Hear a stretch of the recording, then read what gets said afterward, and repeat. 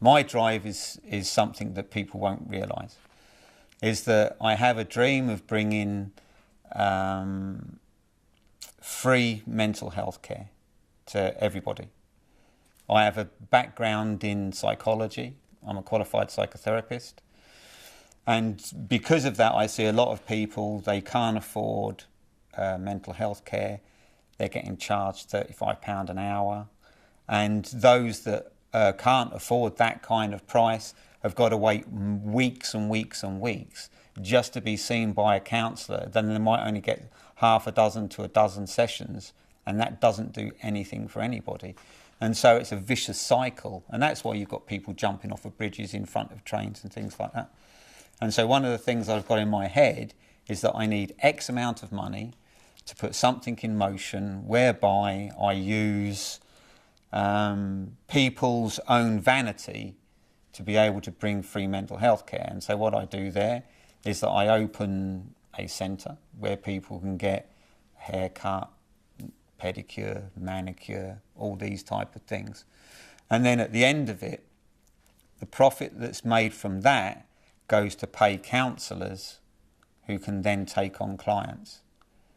And so what happens then is that it's self-funded then.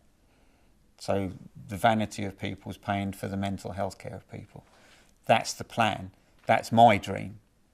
And so what I'm doing now is a roundabout way of getting the money to be able to bring that dream alive, really.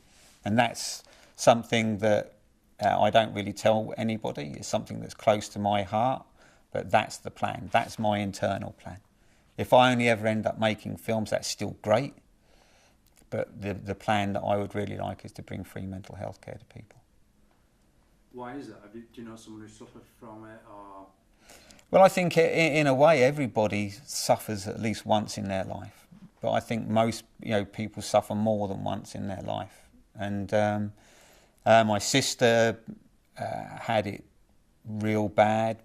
She'd got cancer, and that kind of ate her up, really. And one of the things that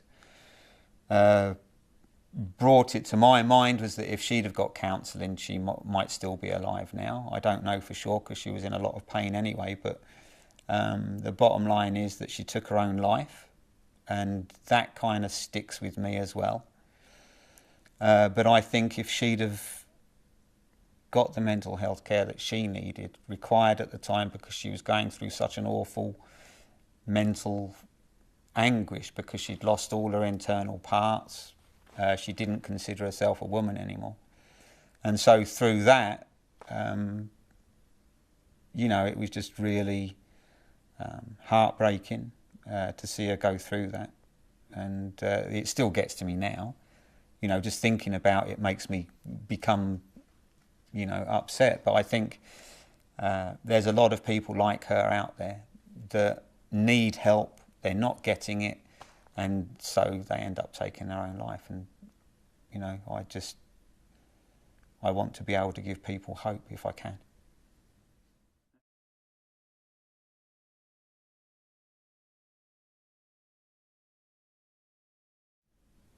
I've invested so much time in it now that it almost feels like it's part of me. And I understand that phrase now, your babies, when you have an idea and something like that. But it's more than just that now, because there's other people involved in it. It's become a bit of a family, everyone gets on reasonably well, and and I've become very protective of the people that are involved in the show as well. And so for me, getting it finished, ideally all 5 series, but even if we only get as far as the pilot, it'll be a dream come true for me to get it made, just to get it out there, to show that vision. And I believe that if it gets out there, when other people see that vision as well, they'll want to see more. So it means everything to me, that. Everything.